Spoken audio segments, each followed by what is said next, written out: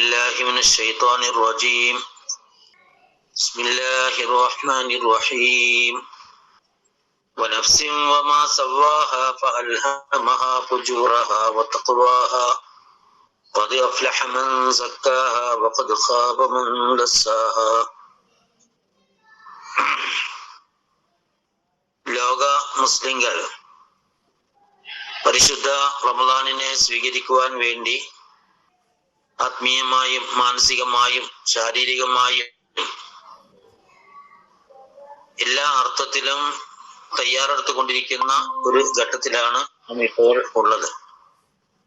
നമ്മളെല്ലാവരും തന്നെ നമ്മുടെ പ്രായത്തിന്റെ പരിഗണന വെച്ചുകൊണ്ട് ഇതിനു മുമ്പ് ധാരാളം റമളാനുകൾ കണ്ട ആളുകളാണ്.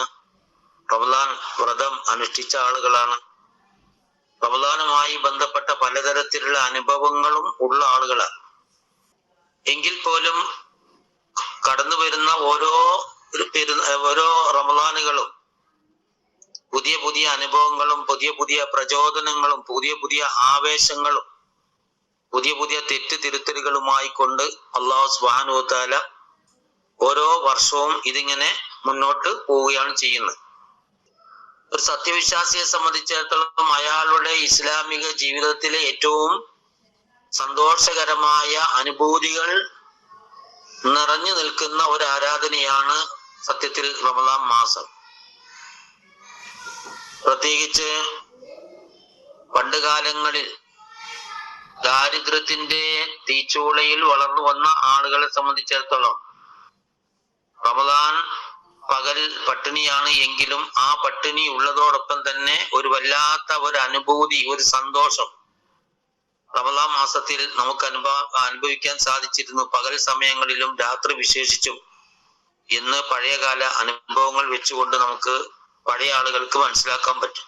പുതിയ ആളുകളെക്കാൾ കൂടുതൽ റമളാനിന്റെ അനുഭവങ്ങളും അനുഭൂതികളും പഴയ ആളുകൾക്ക് കൂടും. അതിന് പല കാരണങ്ങളുണ്ട്. അപ്പൊ ഏതായിരുന്നാലും വരാൻ പോകുന്ന റമളാൻ നമ്മെ സംബന്ധിച്ചിടത്തോളം നമ്മുടെ ജീവിതത്തിലെ പല കടന്നുപോയ റമളാനുകളിൽ നിന്നും ഭിന്നമായി പുതിയൊരു റമളാൻ ആകണം എന്ന് നമ്മൾ ആഗ്രഹിക്കുകയും അതിനാവശ്യമായ തയ്യാറെടുപ്പുകൾ നടത്തുകയും ചെയ്യുന്ന ഘട്ടത്തിലാണ് നാം ഇപ്പോൾ ഉള്ളത്. അപ്പൊ റമളാനുമായി ബന്ധപ്പെട്ട നമ്മുടെ ചിന്തകളും നമ്മുടെ തയ്യാറെടുപ്പുകളും കൂടുതൽ അർത്ഥവത്താകണമെങ്കിൽ ബോധപൂർവമുള്ള ചില കാഴ്ചപ്പാടുകളും നിലപാടുകളും തീരുമാനങ്ങളും ഇച്ഛാശക്തിയും നമ്മുടെ ഭാഗത്തിൽ നിന്ന് പുതുതായി ഉണ്ടാകേണ്ടതുണ്ട്. അത് നമ്മൾ നിയ്യത്ത് എന്ന് പറയും.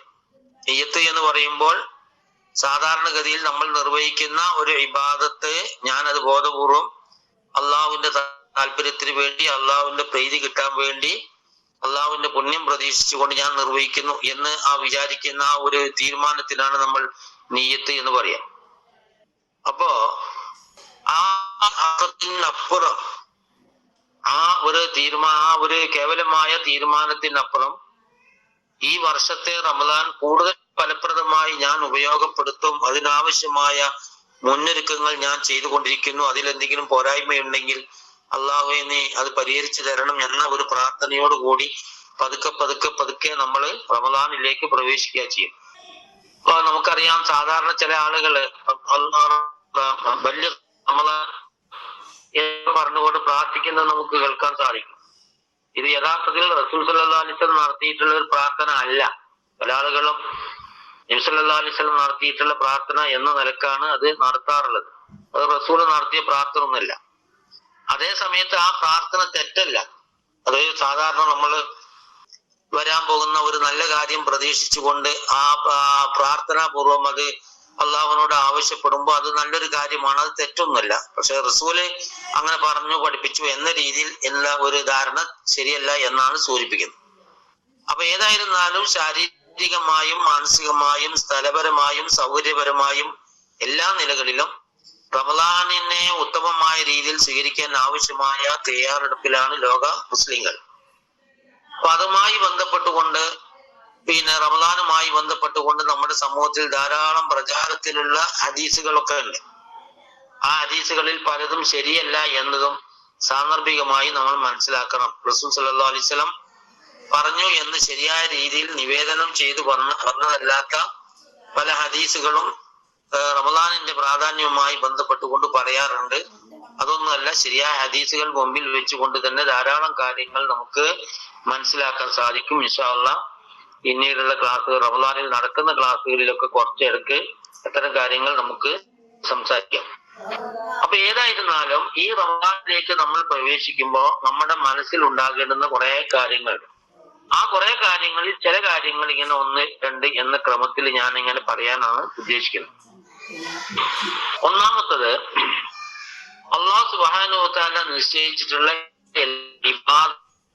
അള്ളാഹുവും മനുഷ്യരുമായി, അള്ളാഹുവും സൃഷ്ടികളുമായുള്ള ബന്ധങ്ങൾ ശക്തിപ്പെടുത്താൻ ഉദ്ദേശിച്ചുകൊണ്ടുള്ളതാണ് ഇബാദത്തുകളുടെ പ്രധാനപ്പെട്ട ഒരു ലക്ഷ്യം. പല ലക്ഷ്യങ്ങളിൽ ഒന്ന്, ഒരേ സമയം അള്ളാഹുവുമായും സൃഷ്ടികളുമായും, സൃഷ്ടികൾ എന്ന് പറയും മാത്രമല്ല എല്ലാ സൃഷ്ടികളുമായും ബന്ധങ്ങൾ ശക്തിപ്പെടുത്തുക എന്നതാണ് ഇബാദത്തുകളുടെ പ്രധാനപ്പെട്ട ഒരു ലക്ഷ്യം. അപ്പൊ അള്ളാഹു എന്ന് പറയുമ്പോൾ നമുക്കറിയാം, പ്രപഞ്ചനാഥനായ, നമ്മുടെ സൃഷ്ടാവായ, പരിപാലകനായ, നമ്മെ നിരീക്ഷിച്ചു കൊണ്ടിരിക്കുന്ന, നമുക്ക് ജന്മം നൽകിയ, നമ്മുടെ മരണവും ജീവിതവും മരണവും നിയന്ത്രിച്ചു കൊണ്ടിരിക്കുന്ന ഏകനായ ആ അള്ളാഹുമായുള്ള നമ്മുടെ അദൃശ്യമായ ആത്മീയമായ ബന്ധത്തെ ശക്തിപ്പെടുത്താൻ റമദാൻ മാസത്തിലെ നോമ്പ് പ്രത്യേകിച്ചും നമ്മെ സഹായിക്കും. അപ്പൊ ആ ഒരു അർത്ഥത്തിൽ നമ്മൾ നോമ്പിൽ ഒന്നാമതായി നോക്കി കാണേണ്ടത്. നമ്മുടെ നമസ്കാരമായാലും സക്കാത്തായാലും അതേപോലെ തന്നെ ഹജ്ജായാലും ഉംറയായാലും ഖുർആൻ പാരായണമായാലും സലാത്തായാലും ഒക്കെ അള്ളാഹുമായുള്ള ബന്ധങ്ങൾ വർദ്ധിപ്പിക്കുകയാണ് ചെയ്യുന്നത്. എങ്കിൽ പോലും ആ ആരാധനകളെക്കാൾ ഏറ്റവും കൂടുതൽ അള്ളാഹുമായുള്ള നമ്മുടെ ബന്ധം വർദ്ധിപ്പിക്കുന്നതിൽ ഏറ്റവും വലിയ പങ്ക് വഹിക്കുന്നത് പിന്നെ നോമ്പാണ് എന്ന് നമുക്ക് കാണാൻ സാധിക്കും. ആ ഒരു തീർത്ത ഒരു ബോധം റമദാനിലേക്ക് പ്രവേശിക്കുമ്പോൾ നമുക്ക് ഉണ്ടാവുകയാണ്. എന്ന് പറഞ്ഞാൽ നമ്മളും അള്ളാഹും തമ്മിലുള്ള കാണാത്ത ഒരു ബന്ധം, ആർക്കും കണ്ടെത്താൻ കഴിയാത്ത ഒരു ബന്ധം, അദൃശ്യമായ ബന്ധം, അനുഭൂതിയോടുകൂടി സ്ഥാപിക്കപ്പെട്ടുകൊണ്ടിരിക്കുന്ന ഒരു ബന്ധം, മുറിച്ചു മാറ്റാൻ കഴിയാത്ത ഒരു ബന്ധം, ആർക്കും ഒരു ദോഷം നമുക്ക് പകർന്നു നൽകുന്ന അള്ളാഹുമായുള്ള രഹസ്യമായ ബന്ധം, ഇത് ിലൂടെ പ്രത്യേകിച്ച് ഈ ഇതിലൂടെ നമുക്ക് നേടാൻ ഉള്ളത്. അതോടൊപ്പം അത് നമസ്കാരമായാലും അതുപോലുള്ള എല്ലാ ഇബാദത്തുകളെ പറ്റിയും നമ്മൾ പഠിക്കുമ്പോൾ ഗാഠമായ, നിഗൂഢമായ, രഹസ്യാത്മകമായ ഒരു ബന്ധമാണ് ആത്മീയമായ അർത്ഥത്തിൽ നമ്മൾ അള്ളാഹുമായി സ്ഥാപിക്കുന്നത് എന്ന് നമുക്ക് കാണാം. അതിൽ ഏറ്റവും ശക്തമാണ് റമദാനിലെ ഈ അള്ളാഹുമായുള്ള ബന്ധം എന്ന് പറയുന്നത്. ഇതേപോലെ തന്നെ ഏറ്റവും പ്രധാനമാണ് അള്ളാഹുമായുള്ള ബന്ധം ശക്തമായി മുന്നോട്ട് പോകുമ്പോൾ തന്നെ സൃഷ്ടികളുമായുള്ള നമ്മുടെ നല്ല ബന്ധങ്ങളും ശക്തിപ്പെടുക ഇബാദത്തുകളിലൂടെ നടക്കേണ്ടത്. പ്രത്യേകിച്ച് നോമ്പിലൂടെ ആ ഒരു ചൈതന്യം നമുക്ക് നേടിയെടുക്കാൻ കഴിയേണ്ടതാണ്. എന്ന് പറഞ്ഞാൽ സൃഷ്ടികളുമായി ബന്ധപ്പെട്ട് നമ്മൾ നിർവഹിക്കേണ്ടുന്ന ഉത്തരവാദിത്തങ്ങൾ നിർവഹിക്കാതെ അള്ളാഹുമായി മാത്രം ബന്ധപ്പെട്ടുകൊണ്ട് അള്ളാഹുവിനെ തൃപ്തിപ്പെടുത്താൻ കഴിയും എന്ന് നമ്മൾ പ്രതീക്ഷിക്കരുത്. അങ്ങനെ ഒരു തൃപ്തിപ്പെടുത്തലോ അങ്ങനെ ഒരു മോക്ഷം കിട്ടലോ അങ്ങനെ ഒരു അള്ളാഹുവിന്റെ ഭാഗത്ത് നിന്നുള്ള പുണ്യം നേടിയെടുക്കുക എന്ന് പറയുന്ന ഒരു പ്രശ്നമില്ല. സമയം എല്ലാ സൃഷ്ടികളുമായുമുള്ള നല്ല ബന്ധങ്ങൾ ശക്തിപ്പെടുത്തിക്കൊണ്ടും അതോടൊപ്പം അള്ളാഹുമായുള്ള ബന്ധങ്ങൾ ശക്തിപ്പെടുത്തിക്കൊണ്ടും മാത്രമേ നമുക്ക് അള്ളാഹുവിന്റെ പ്രീതി നേടിയെടുക്കാൻ കഴിയുകയുള്ളൂ എന്ന് നമുക്ക് കാണാൻ സാധിക്കും. നമ്മുടെ ചുറ്റുമുള്ള ധാരാളം ജീവജാലങ്ങൾ, മനുഷ്യരെ പോലെ തന്നെ സകലമായ ജീവജാലങ്ങളും, ആ ജീവജാലങ്ങളും ഒക്കെ നാമുമായി വളരെയധികം അടുത്ത് ബന്ധപ്പെട്ട് നിൽക്കുന്ന, നമ്മുടെ വിശ്വാസത്തെയും നമ്മുടെ അനുഷ്ഠാനങ്ങളെയും നമ്മുടെ നിലപാടുകളെയും നമ്മുടെ സ്വഭാവങ്ങളെയും ഒക്കെ എല്ലാ ജീവജാലങ്ങളുമായും ബന്ധപ്പെടുത്തിക്കൊണ്ടാണ് അള്ളാഹു സുബ്ഹാനഹു വ തആല സംവിധാനിച്ചിരിക്കുന്നത് എന്ന് മനസ്സിലാക്കാം. അതും ഇതേപോലെ തന്നെ പാരമ്പര്യമായി നമ്മുടെ സമൂഹത്തിൽ നിലനിൽക്കുന്ന ധാരണ അള്ളാഹുമായുള്ള ബന്ധം നല്ല രീതിയിൽ പോകണം, ഏറി വന്നാൽ മനുഷ്യരുമായും കുറെ കൂടി നല്ല രീതിയിലുള്ള ബന്ധങ്ങൾ വേണം, അത് കഴിച്ചു ബാക്കിയുള്ള മറ്റു ജീവജാലങ്ങളുമായുള്ള നമ്മുടെ ബന്ധങ്ങൾ അത്രയൊന്നും അങ്ങനെ ഒരു ഗൗരവത്തോടു കൂടി പറയാറുമില്ല നമുക്കാരും മനസ്സിലാക്കി തരാറുമില്ല, നമ്മളങ്ങനെ മനസ്സിലാക്കാറുമില്ല. ഇനി മനസ്സിലാക്കിയാൽ തന്നെയും ആ ഒരു ഗൗരവത്തോടു കൂടി നമ്മൾ കാണാറുമില്ല. അവിടെ ഇസ്ലാം പറയുന്ന ഒരു കാര്യം, എല്ലാ സൃഷ്ടികളുമായും ഏത് അർത്ഥത്തിലുള്ള ബന്ധമാണോ നിങ്ങൾ സ്ഥാപിക്കേണ്ടത് ആ അർത്ഥത്തിലുള്ള ബന്ധം സ്ഥാപിക്കുകയും അവർക്ക് ചെയ്തു കൊടുക്കാൻ പറ്റുന്ന ഉപകാരങ്ങൾ നിങ്ങൾ ചെയ്തു കൊടുക്കുകയും അവരുടെ ജീവിതം മുന്നോട്ട് കൊണ്ടുപോകാൻ പറ്റുന്ന വിധത്തിലുള്ള സഹായങ്ങൾ നിങ്ങളുടെ ഭാഗത്തു നിന്നും ഉണ്ടാവുകയും ചെയ്യുമ്പോൾ മാത്രമേ എനിക്ക് നിങ്ങൾ ചെയ്യുന്ന ഇബാദത്തുകൾ ഞാൻ പൂർണ്ണാർത്ഥത്തിൽ സ്വീകരിക്കുകയുള്ളൂ എന്ന അർത്ഥത്തിൽ അല്ലാഹു സുബ്ഹാനഹു വ തആല പറഞ്ഞതായി പല സന്ദർഭങ്ങളിലും ഹദീസുകൾ വായിക്കുമ്പോൾ നമുക്ക് കാണാൻ സാധിക്കും. അപ്പോ പാരമ്പര്യമായ നമ്മുടെ ധാരണ വെച്ചുകൊണ്ട് അള്ളാഹുമായുള്ള ബന്ധങ്ങൾ സ്വകാര്യമായ ബന്ധങ്ങളൊക്കെ നന്നാക്കിയാൽ നമുക്ക് കിട്ടും ധാരണ നമ്മൾ ചെയ്യണം. എല്ലാ ജീവജാലങ്ങൾക്കും നമ്മുടെ ഭാഗത്തു നിന്നുള്ള ഉത്തരവാദിത്തം നിർവഹിക്കപ്പെടുക എന്നത് ഈ നോമ്പ് സ്വീകാര്യമാകാൻ വളരെയധികം ഒരു ഹദീസിൽ നമുക്ക് ഇങ്ങനെ കാണാൻ പറ്റും. എന്താ അറിയാം, ഇന്നമാ തഖബ്ബലാത്ത മിമ്മൻ തവാല അലി അലമത്തി, എന്റെ മഹത്വവും എന്റെ വലിപ്പത്തരവും അംഗീകരിച്ചുകൊണ്ട് വിനയത്തോടു കൂടി ജീവിക്കുന്ന ആളുകളിൽ നിന്ന് മാത്രമേ ഞാൻ നമസ്കാരം സ്വീകരിക്കുകയുള്ളൂ. ഇപ്പൊ നമസ്കാരം നമുക്കറിയാം പ്രധാനപ്പെട്ട ഒരു അനുഷ്ഠാനമാണ്, ആരാധനയാണ്. ആ ആരാധന അള്ളാഹുവിൽ സ്വീകാര്യമാകണമെങ്കിൽ രണ്ട് ഉപാധികളാണ് ഇവിടെ പറയുന്നത്. ഒന്ന്, നമ്മൾ അള്ളാഹുവിന്റെ മഹത്വം അംഗീകരിക്കണം. അള്ളാഹുവിന്റെ മഹത്വം അംഗീകരിക്കുക എന്ന് പറഞ്ഞാൽ അള്ളാഹു മഹാനാണ്, അള്ളാഹുവിന്റെ മഹത്വം ഞാൻ അംഗീകരിക്കണം, അള്ളാഹു വലിയവനാണ്, അള്ളാഹു അർഹിക്കുന്ന തരത്തിലുള്ള എന്തെല്ലാം അധികാരങ്ങളും അവകാശങ്ങളും ഒക്കെ ഉണ്ടോ അതൊക്കെ ഞാൻ വകവെച്ചു കൊടുക്കണം. അള്ളാഹു ആണ് വലിയവൻ, മഹാൻ എന്ന് അംഗീകരിച്ചുകൊണ്ടും എന്ന് പറയുമ്പോൾ അങ്ങേറ്റം വിനയം കാണിക്കാറ്.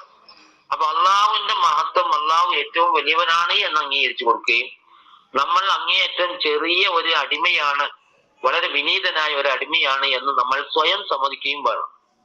ഒരേ സമയം മനുഷ്യരായ നമ്മൾ ചെറുതാവുകയും അള്ളാഹുവിനെ ഏറ്റവും വലിയൊരു സ്ഥാനത്ത് വെക്കുകയും ചെയ്തുകൊണ്ടുള്ള നമസ്കാരമാണ് ഞാൻ സ്വീകരിക്കുക എന്ന് അള്ളാഹു പറഞ്ഞതായിട്ട് ഹദീസിൽ കാണാം. പിന്നെ പറയുന്നു, അപ്പൊ നമ്മള് ഈ രണ്ട് സംഗതിയും, അള്ളാഹു ഏറ്റവും മുകളിൽ നിൽക്കണം, അങ്ങേയറ്റം മുകളിൽ നിൽക്കുകയും നമ്മൾ ഏറ്റവും താഴെ പടിയിൽ നിൽക്കുകയും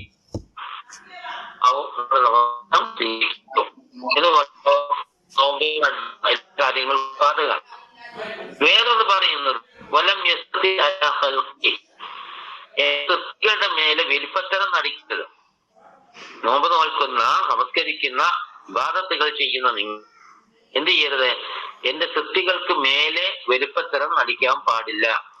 വലം യുസ്ബിത് മുസിറൻ അല മാസിയത്തി, എന്നെ ധിക്കരിക്കുക എന്നത് ഒരു സ്ഥിരം പരിപാടിയായി നിങ്ങളിൽ നിന്ന് ഉണ്ടാകാൻ പാടില്ല.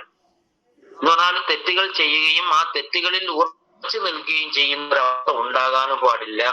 അത്തരം ആളുകളിൽ നിന്നാണ് ഞാൻ നമസ്കാരം സ്വീകരിക്കുക. പകൽ സമയം എന്നെ ഓർക്കാൻ വേണ്ടി ഞാൻ ചെലവഴിക്കുക എന്ന് പറഞ്ഞാൽ ജീവിതത്തിന്റെ എല്ലാ സന്ദർഭങ്ങളിലും അള്ളാഹുവിനെ ഓർത്തുകൊണ്ടിരിക്കുക എന്ന് പറഞ്ഞാൽ അള്ളാഹുവിനെ ഓർക്കാനും പ്രത്യേകം ചില സമയങ്ങൾ, പ്രധാനപ്പെട്ട ചില സമയങ്ങളുണ്ട് എങ്കിലും എപ്പോഴും അള്ളാഹുവിനെ പറ്റിയുള്ള ചിന്ത ഉണ്ടാവുക എന്നർത്ഥം. ഏത് ജീവിതത്തിന്റെ ഏത് അവസ്ഥയിലും, ഏത് ജോലി ചെയ്യുമ്പോഴും, ഏതൊരു കാഴ്ച കാണുമ്പോഴും, ഏതൊരു സംഗതിയിൽ ഇടപെടുമ്പോഴും അവിടെയൊക്കെ അള്ളാഹുവിന്റെ സാന്നിധ്യവും അള്ളാഹുവിന്റെ മാർഗദർശനവും മാർഗനിർദ്ദേശവും ഇങ്ങനെ നമ്മുടെ മനസ്സിലൂടെ ഇങ്ങനെ ഉണ്ടായിക്കൊണ്ടിരിക്കുക. അങ്ങനെ പറ്റി ചിന്തിച്ചിരിക്കുക. ഇതാണ് എന്ന് പറയുമ്പോൾ അതുകൊണ്ട് ഉദ്ദേശിക്കുന്നത്. അല്ലാതെ നമസ്കരിച്ച ശേഷം കുറെ സുബ്ഹാനല്ലാഹ് തസ്ബീഹ് ഇല്ല എന്നുള്ളതല്ല. മനസ്സിലായോ? എപ്പോഴും അള്ളാഹുവിനെ പറ്റിയുള്ള ഒരു ചിന്ത മനസ്സിലേക്ക് ഓടി വരിക. അതിപ്പോ പറയുമ്പോ ഒരു തമാശയായിട്ടോ അല്ലെങ്കിൽ ഒരു പരിഹാസമായിട്ടോ വേറെന്തോ ആയിട്ട് നമുക്ക് ചിലപ്പോൾ തോന്നും. എവിടെയാണോ നമ്മളുള്ളത് അവിടെയൊക്കെ അള്ളാഹുവിനെ പറ്റി ചിന്തിക്കുവാനും നിലപാട് മനസ്സിലാക്കാനും അള്ളാഹുവിന്റെ ഇഷ്ടം കണ്ടെത്താനും അള്ളാഹുവിന്റെ മഹത്വം മനസ്സിലാക്കാനും അള്ളാഹു ഉണ്ടാക്കിയ സൗന്ദര്യം മനസ്സിലാക്കാനും ഒക്കെ കഴിയുന്ന വിധത്തിൽ എപ്പോഴും നമ്മുടെ മനസ്സിലേക്ക് അള്ളാഹു അങ്ങനെ ഓടി വരണം. ഒരു പൂന്തോട്ടം കാണുമ്പോ, ഒരു സൂര്യനെ കാണുമ്പോ, സൂര്യോദയം കാണുമ്പോ, സൂര്യാസ്തമയം കാണുമ്പോ, നക്ഷത്രങ്ങളെ കാണുമ്പോ, കാറ്റടിക്കുമ്പോൾ, ഒരു പൂ വിരിഞ്ഞു ജീവിതത്തിൽ ഓരോ സന്ദർഭങ്ങൾ ഭക്ഷണം കഴിക്കുമ്പോ അള്ളാഹുവിനെ പറ്റി, പഠിച്ചോനെ നീ ഉണ്ടാക്കിയ ഈ ഭക്ഷണം ഞാൻ കഴിക്കുന്നത്, ഞാൻ അത് കഴിക്കുമ്പോൾ അള്ളാഹിനെ പറ്റി ഓർമ്മ.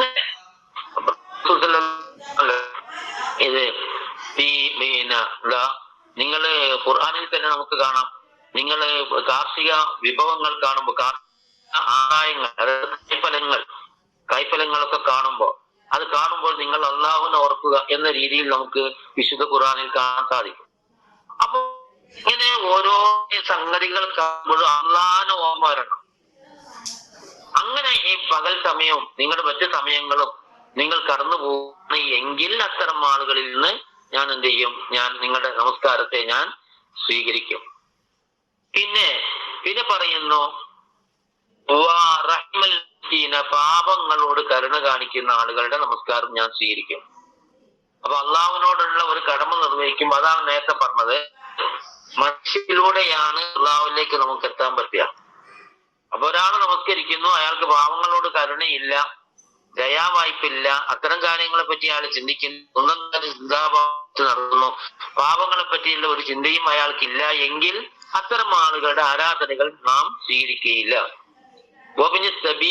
വഴിപോക്കന്മാരായ ആളുകളുടെ കാര്യത്തിൽ അവരോടും കരുണയുണ്ടാകണം. വഴിപോക്കന്മാർ എന്ന് പറയുമ്പോൾ പണ്ട് കാലങ്ങളിലൊക്കെ വഴിപോക്കൻ എന്നതുകൊണ്ട് ഉദ്ദേശിക്കുന്നത് ഒരു നാട്ടിൽ നിന്ന് വേറൊരു നാട്ടിലേക്ക് കഷ്ടപ്പെട്ട് യാത്ര ചെയ്യുന്ന അവസ്ഥയാണ് പണ്ടുണ്ടായിരുന്നത്. പണ്ട് എന്ന് പറഞ്ഞാൽ വളരെ പണ്ടും, ഈ അടുത്ത ഒരു എത്ര പറയാ, ഒരു 10-50-60 കൊല്ലം വരെയൊക്കെ പയ്യെ നമ്മൾ ആലോചിച്ചാല് പിന്നെ കിലോമീറ്ററുകളോട് നടന്നിട്ടാണ് മനുഷ്യന്മാർ ഓരോ പ്രദേശത്തിൽ നിന്നും മറ്റൊരു പ്രദേശത്തേക്ക് നടന്നാണ് പോകുന്നത്. ഇപ്പോഴല്ല ഈ സാഹചര്യങ്ങളൊക്കെ വന്നത്. അപ്പൊ നമ്മളൊക്കെ തന്നെ ചെറുപ്പകാലത്ത് കിലോമീറ്ററുകൾ നടന്ന് സ്കൂളുകളിലും മദ്രസകളിലും പോയ ധാരാളം ആളുകളുണ്ട്. അതുപോലെ ജോലി ചെയ്യാൻ വേണ്ടി നടന്ന ആളുകളുണ്ട്. അങ്ങനെ ഇപ്പോഴാണ് വാഹനങ്ങളും സൗകര്യങ്ങളൊക്കെ വന്നത്. അപ്പോ അന്നുണ്ടായിരുന്ന അത്തരം ആളുകൾ ഒരു നാട്ടിൽ നിന്ന് മറ്റൊരു നാട്ടിലേക്ക് കാൽനടയായോ അല്ലെങ്കിൽ വേറെ ഏതെങ്കിലും കഴുതപ്പുറത്തോ കുതിരപ്പുറത്തോ ഒക്കെ പോകുന്ന ആളുകൾ, ഇത്തരം ആളുകളെയാണ് ഇബ്നു സബീൽ എന്ന് അന്ന് പറഞ്ഞിരുന്നത്. അപ്പൊ ഇബ്നു സബീൽ എന്നത് പിന്നീട് വികസിച്ചു. ഈ ആളുകളും ഇത്തരത്തിൽപ്പെട്ട ആളുകളോടൊപ്പം നാട് വിട്ട് മറ്റു നാടുകളിലേക്ക് പോകേണ്ടുന്ന, പലായനം ചെയ്തു പോകേണ്ടുന്ന ആളുകളുണ്ട്. ഒരു നാട്ടിൽ നടക്കുന്ന യുദ്ധത്തിന്റെയോ കഷ്ടപ്പാടെയോ ദുരിതത്തിന്റെയോ പട്ടിണിയോ ഒക്കെ ഫലമായി നാട് വിട്ടു പോകുന്ന ആളുകളൊക്കെ ഇപ്പൊ വർദ്ധിച്ചിരിക്കുന്നു, ലക്ഷക്കണക്കിന് ആളുകൾ. ഇവരൊക്കെ ഇബ്നു സബീലാണ്.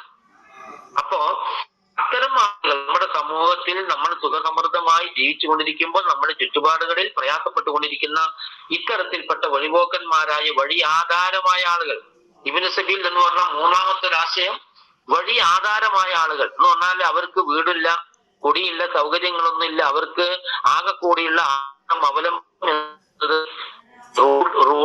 റോഡുകളാണ് അല്ലെങ്കിൽ നിരത്തുകളാണ്. വഴിയോരങ്ങളിൽ കടന്നിറങ്ങുന്ന ജീവിക്കുന്ന ധാരാളം കുടുംബങ്ങളെ നമുക്ക് കാണാൻ പറ്റും. ഇത് നോമ്പ് നോൽക്കുന്ന മനുഷ്യന്റെ ചിത്രത്തിൽ വരണം. അത്തരം ആളുകളെ പറ്റിയുള്ള ആലോചനകൾ അയാൾക്കുണ്ടാകണം. അത്തരം സ്ഥലങ്ങളിൽ എത്തിപ്പെടുമ്പോൾ അത്തരം ആളുകൾ ഓർത്തുകൊണ്ട് അവർക്ക് ആവശ്യമായ അവരോട് കരുണാപരമായ ഒരു നിലപാട് ഇവർ സ്വീകരിക്കണം. ഇത്തരം ആളുകളിൽ നിന്ന് മാത്രമേ ഞാൻ എന്ത് ചെയ്യുള്ളൂ? ഞാൻ നമസ്കാരം സ്വീകരിക്കുകയുള്ളൂ. അതേപോലെ അർമില, വിധവകളായ ആളുകളോട് കരുണ ചെയ്യുന്ന ആളുകളിൽ നിന്നും മാത്രമേ നാം നമസ്കാരം സ്വീകരിക്കുകയുള്ളൂ. വിധവമായ ആളുകൾ ധാരാളമുള്ള ഒരു സംഭവങ്ങൾ നമുക്ക് നമ്മുടെ സമൂഹത്തിൽ കാണാൻ പറ്റും. ഭർത്താക്കന്മാർ മരിച്ചുപോയ ആളുകൾ, അതേപോലെ തന്നെ മൊഴിചൊല്ലപ്പെട്ട ആളുകൾ അപൂർവമായെങ്കിലും അത്തരം ജീവിതത്തിൽ പലതരത്തിലുള്ള പ്രയാസങ്ങൾ അനുഭവിക്കുന്ന ധാരാളം ആളുകളുണ്ട്. മനസ്സിലായോ? അപ്പൊ ഇത്തരം ആളുകളൊക്കെ ഏറ്റവും കൂടുതൽ ഓർമ്മ വരണം. അവരോട് ഈ സതുദ്ദേശപരമായ സൽക്കർമാധിഷ്ഠിതമായ ഒരു ബന്ധം സ്ഥാപിക്കാൻ കഴിയണം. അപ്പോഴാണ് നിങ്ങളുടെ ഇബാദത്തുകൾ നാം സ്വീകരിക്കുക എന്ന് അല്ലാഹു സുബ്ഹാനഹു വ തആല പറയുന്നു. വറഹിമൽ മുസാബ, ആപത്തുകൾക്കിരയായ ആളുകളോട് കരുണ കാണിക്കാം.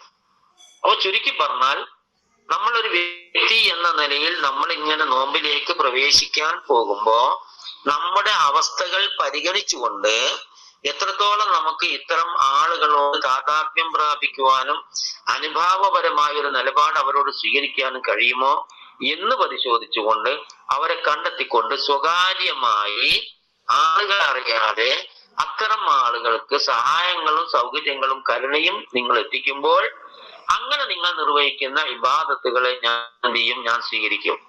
എന്തുകൊണ്ടാണ് അപ്പൊ അത് സ്വീകാര്യമാവാൻ കാരണം? മനുഷ്യരിലൂടെ, സൃഷ്ടികളിലൂടെ അള്ളാഹുലേക്ക് വഴി കണ്ടെത്തുക.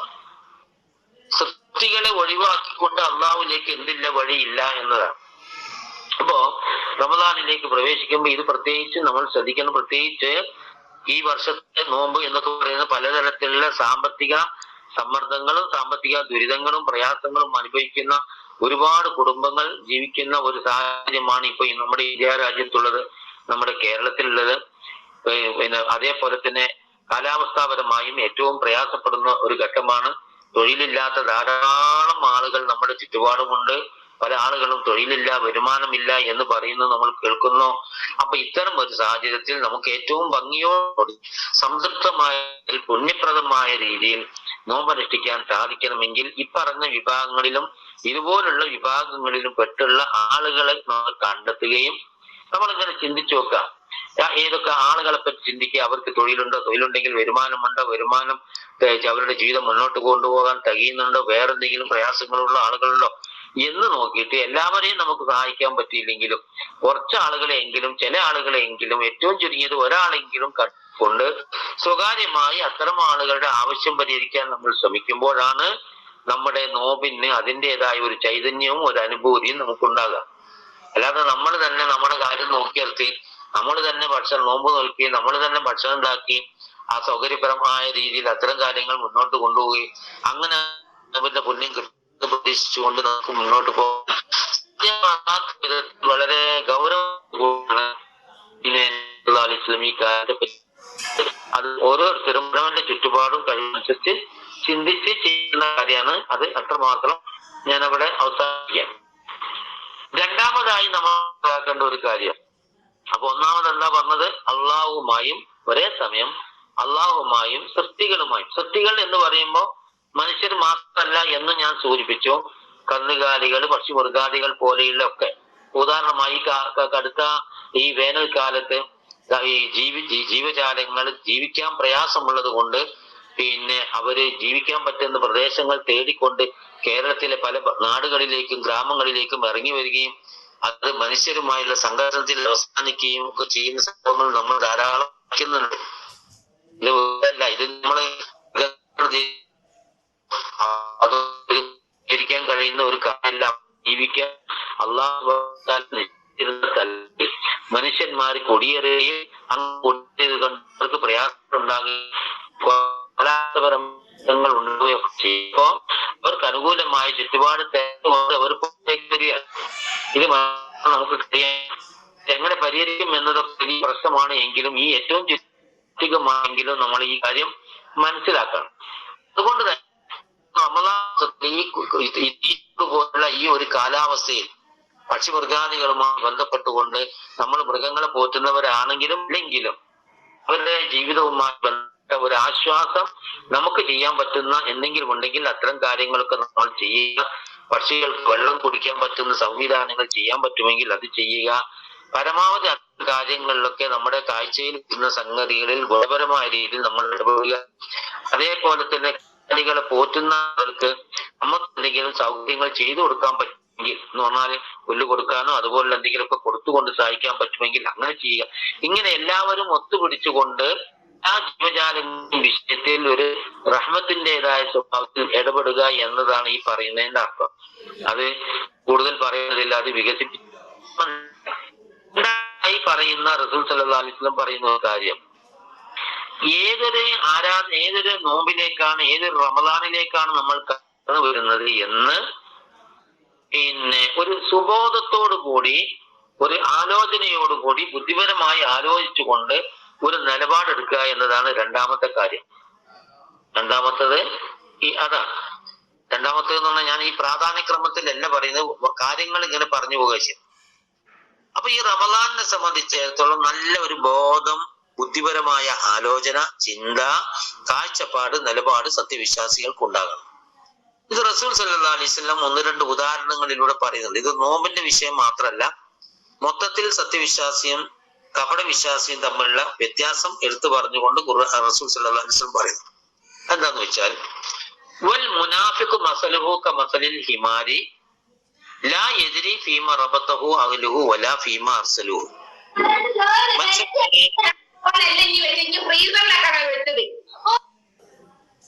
രണ്ട് കാര്യങ്ങൾ, ഒരു ഉദാഹരണം പറയുന്നത് റസൂൽ സല്ലല്ലാഹു അലൈഹി വസല്ലം പറയുന്നത് കപട വിശ്വാസിയുടെ ഉദാഹരണം എന്നാ നമുക്കറിയാം. കപട വിശ്വാസി എന്നാൽ ഉള്ളിൽ ശരിയായ വിശ്വാസമില്ലാതെ പിന്നെ ജീവിക്കുന്ന ആളുകളുടെ ഉദാഹരണം കഴുതയെ പോലെയാണ്.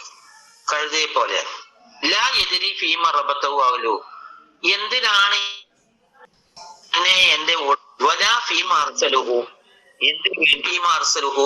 എന്തിനു വേണ്ടിയാണ് പിന്നെ എന്നെ അയച്ചു വിട്ടത് എന്നും അറിയുകയില്ല. എന്തിനാണ് എന്നെ അയച്ചു വിട്ടത് എന്നും അറിയുകയില്ല എന്ന് പറഞ്ഞാൽ ഈ കഴുതയെ സംബന്ധിച്ചിടത്തോളം പണ്ടേ നമ്മുടെ ഖുർആനിലും ഹദീസിലും ലോക ചരിത്രത്തിലും ലോക സാഹിത്യത്തിലും ഒക്കെ എന്താണ് വളരെ വളരെ നികൃഷ്ടമായ കേൾക്കുന്നില്ല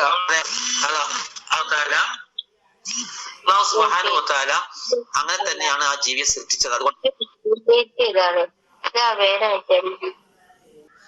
പിന്നെ അപ്പോ ഈ കഴുതയെ സംബന്ധിച്ചിടത്തോളം ഉടമ എന്തിനാണ് എന്നെ വളർത്തുന്നത്, എന്തിനാണ് എന്നെ കെട്ടിയിരുന്നത്, എന്തിനാണ് എന്നെ നിയന്ത്രിക്കുന്നത്, എന്തിനാണ് എന്നെ കയറയച്ചു വിട്ടത് എന്ന് ആർക്കറിയില്ല, കഴുതക്കറിയില്ല.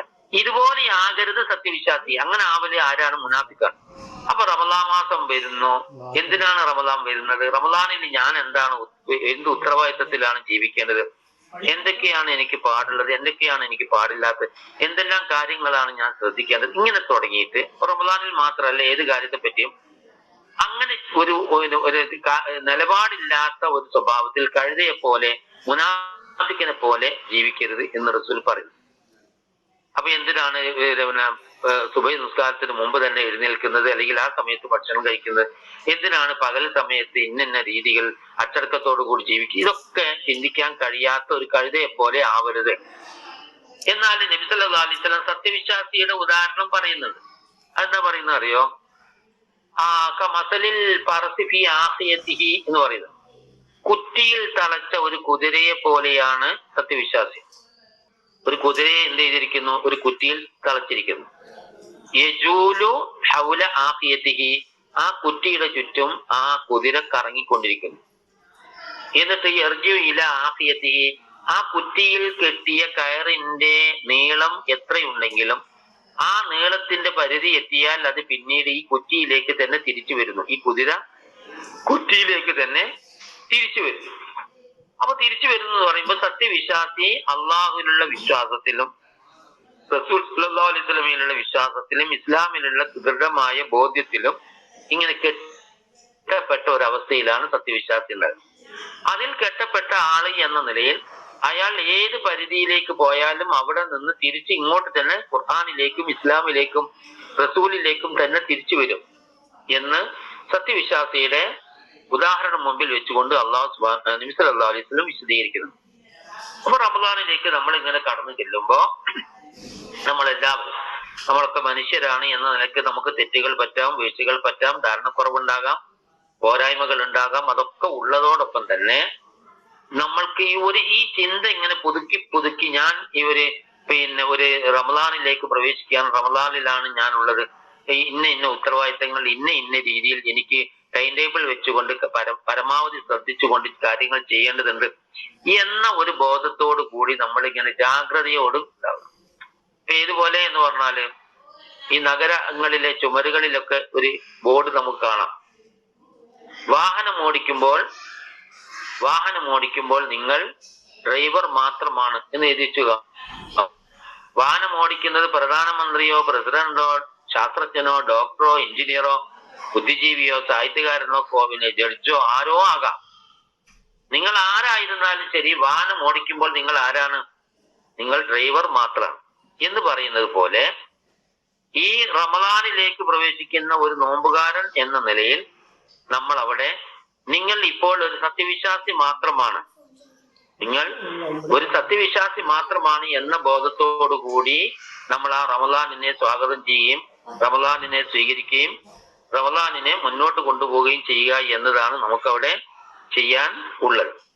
അപ്പോ ആ അർത്ഥത്തിൽ ഇപ്പൊ രണ്ടാമതായി നമ്മൾ ശ്രദ്ധിക്കേണ്ട കാര്യം, ഒരു കഴുതയെ പോലെ ഒരു കാര്യബോധമില്ലാതെ എന്തോ ഒരു ഹവയിൽ ജീവിക്കുന്നതിന് പകരം കൃത്യമായ ഒരു അച്ചടക്കത്തോടു കൂടി എന്റെ ജീവിതത്തെ രൂപപ്പെടുത്താൻ വേണ്ടി എന്റെ ഉടമസ്ഥർ എന്നെ കെട്ടിയിട്ടിരിക്കുന്നു എന്ന് മനസ്സിലാക്കുന്ന കുതിരയെ പോലെ, ഏത് ഘട്ടത്തിലും ആ കുറ്റിയിലേക്ക് തിരിച്ചു വരുന്ന ആ ഒരു കുതിരയെ പോലെ സത്യവിശ്വാസികളായ നമുക്ക് പരമാവധി അള്ളാഹുവിലേക്കും അവന്റെ റസൂലിലേക്കും ഖുർആനിലേക്കും ഇസ്ലാമിലേക്കും കൂടുതലായി തിരിച്ചു വരാൻ കഴിയുന്ന വിധത്തിലുള്ള ഒരു മാനസികാവസ്ഥ നമുക്ക് ഉണ്ടാക്കിയെടുക്കാൻ കഴിയണം എന്നതാണ് ഇവിടെ പറയുന്ന കാര്യം.